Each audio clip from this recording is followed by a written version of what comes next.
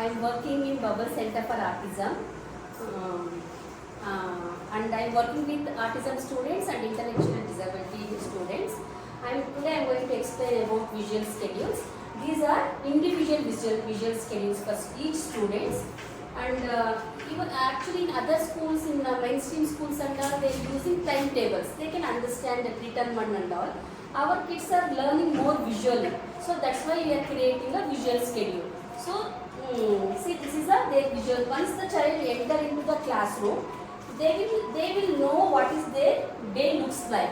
So for example, they will come, they will match their card and see this is the first they will go to OT, then group class, like that. Still home we are fixing all the cards. So that's why kids actually their anxiety will reduce. They will be very free. Okay, this from year to year. Once over, they will be very happy. They will take home card and they will go down.